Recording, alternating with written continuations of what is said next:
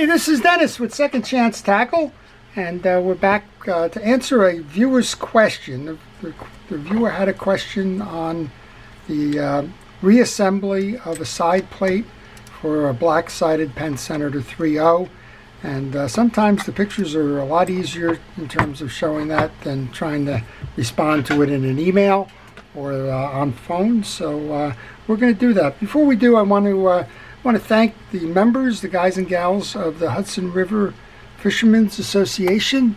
They're up in northern New Jersey. They are an advocate for the environment as well as the promotion of sport fishing in the Hudson River. And those of you that are familiar with geography, the Hudson River starts in upstate New York and is actually a border with New Jersey at one point. And the other side of the Hudson River is New York City. So a lot of great fishing in there, a lot of great proponents for keeping that river healthy and restoring the fishing and the stocks and the like in that area. So I had the opportunity to meet with those folks last night to share some stories about fishing reel repair and to try and help them out with some tips and with some best practices in terms of keeping your reels worry-free for years to come by doing the proper maintenance. Appreciate the invite, and it was great meeting with you folks. I also appreciate the efforts of our first responders and essential personnel, our local hometown heroes who are keeping us safe during the pandemic. Thank you for all that is that you do. Okay, so the viewer got this far, for sure, and we're going to remove the side plate. We'll show you what it looks like prior to taking it apart. We'll take it apart and then we'll put it back together so that they get an up-close and personal view of how to load the anti-reverse spring and also the yoke and the jack setup. So there's 5 screws on this. That's unlike the 8-screw setup or the 6-screw setup of many of the Penn reels. That's because 2 of these crossbars actually have a screw inside, and there's an indentation in the case for this to come over. Okay, so I've just removed that. You'll see that there's an indentation here for the last cross post, and this one is for one of the screws that attaches the reel seat, and we have the opposite over here as well, cross post and a reel seat indentation. I always suggest that when you do your reel repair that you take pictures, and the pictures are there as a reference point so that if you do get stuck and I'm not around to answer your question, you can figure it out. So the questions here was the orientation on the jack, how it all comes together, and how you set that anti-reverse. So let's take the handle off, and we'll get this to the point where our viewer is, and then we'll show you, hopefully up close, that anti-reverse procedure. Now the Senator has been around a long time. It was one of the first of the reels that Penn introduced. Its history goes back all the way to the 1940s.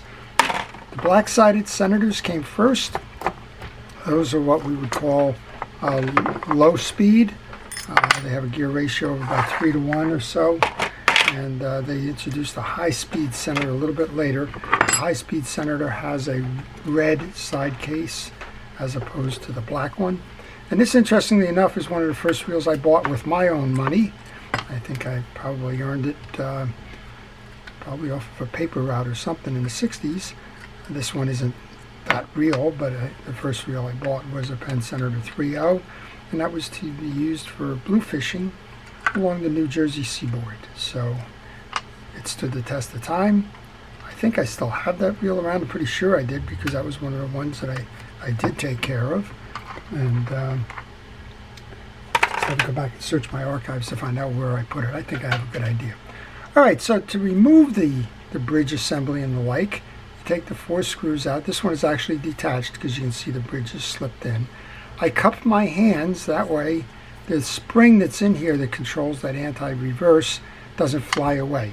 If you get nervous with it, probably should have got nervous right there because that's the spring, but if you get nervous with it, put it inside of a gallon freezer bag, and then do the disassembly. If it does shoot, it's trapped inside that bag, and you won't have to worry about looking for it. All right, we're going to push that through.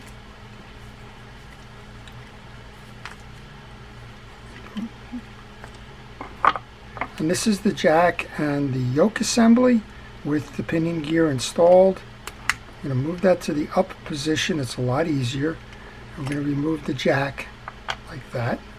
The yoke and the pinion gear come next, and then there's 2 springs on the side plate. So whether you're working on a Senator or a Long Beach or a Del Mar or a Penn 85 or the monofills or any of those, the setup on a Penn reel is essentially the same. The only question you might have inside that Penn reel is whether you have a flat spring for an anti-reverse dog, or in this case you have the coil spring that I was showing before. This is your coil spring. Hopefully we can pick that up in the camera. I'm going to try and do as best I can for a close-up on that, but that's your coil spring. Okay, so you're going to take the time and do it right. You're going to go grease, and in this case I'm not rebuilding this reel. I want to show the issue, but put grease around that side plate bearing. Get a little bit on the override. Take some oil and oil up your eccentric lever there and gear so that you have a nice free moving free spool lever. You want to clean out your yoke. And again, I'm sure that they got to this point because they're on reassembly. Just get a little bit of grease on the shoulders of that yoke. Make sure your pinion gear is nice and clean. And then put some grease onto the pinion gear. And then of course you're going to have the main gear will have all been apart, and you'll have checked for the drags and like, and you'll check all the teeth on it. And just put a little grease at a few different spots on the main gear. And now we can get to the viewer's question: how do I bring all of this back together, including that pesky little anti-reverse? There's 2 cavities for the springs. Those springs nest inside that. In this case, with this reel, it's kind of nice because it's not really a balancing act.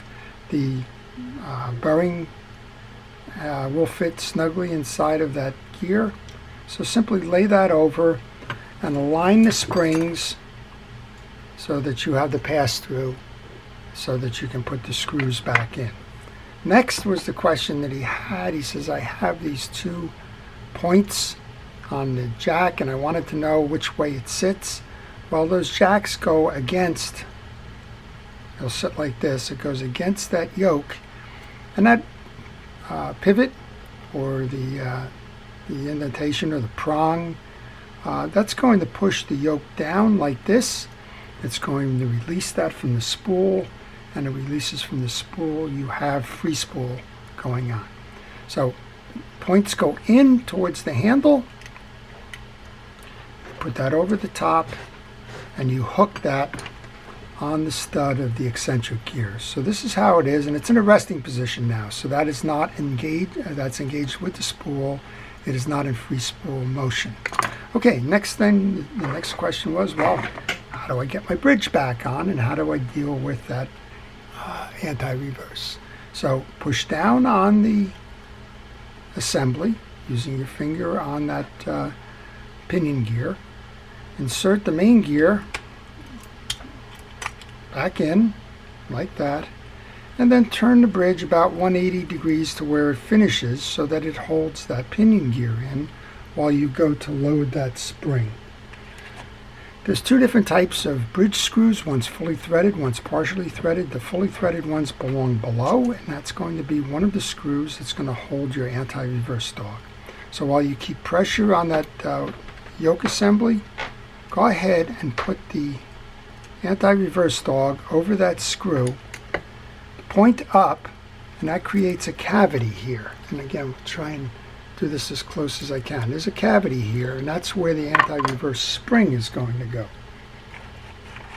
So I showed you the spring before. It's a little coil spring. The way I find it best to load it is to set one side into the part of the cavity there, and then just push down with the pressure of your finger so that you can see the spring is loaded. There's tension on it. You have to be careful. This will jump if you're not careful, but that spring is properly loaded. It's nested in the cavity from the dog and resting against the side plate here.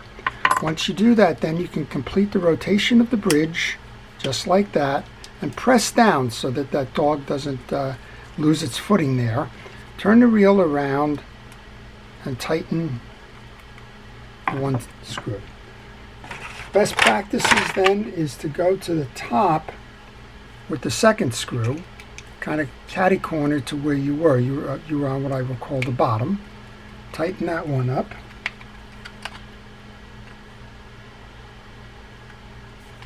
Come back down with the fully threaded screw on the other side. So we're kind of going northeast, southwest.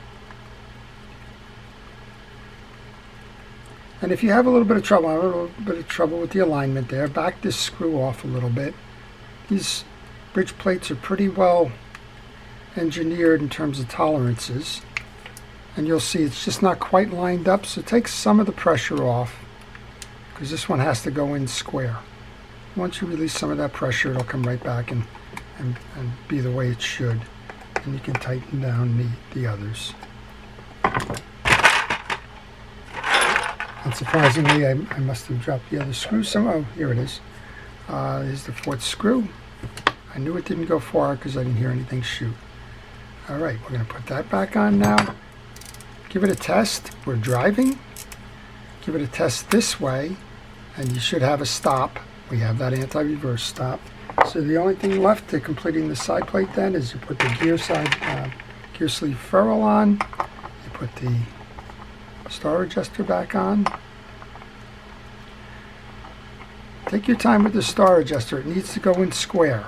If it doesn't go in square, you'll have a situation like I just had with Cedric, who dropped off a reel, and we had a heck of a time trying to get the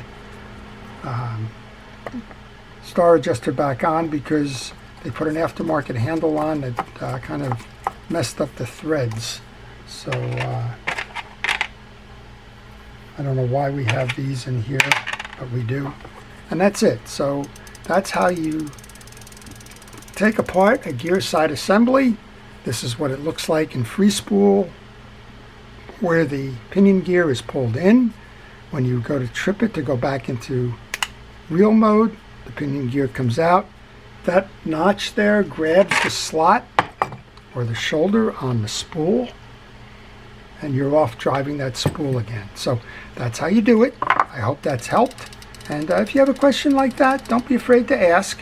It's sometimes easier to demonstrate it than to respond in an email or the like. And if I have the time and can find a reel and do that video for you, I'll be happy to do that. So if you like this kind of information, if you like the videos and the subject of reel repair, I would ask you to subscribe. And if you do subscribe, please hit the notification button. That way you'll see the reels that I'm working on, and you'll get an idea of the questions that I'm answering from our viewers as well. If you have a question, please leave it in the comment section. I do try to respond to those questions as best I can, and I try to do it in a timely manner. So I'm not going to let you sit there for a week if you've got a project open and you're trying to figure out, like this one, how to deal with that anti-reverse on the reassembly.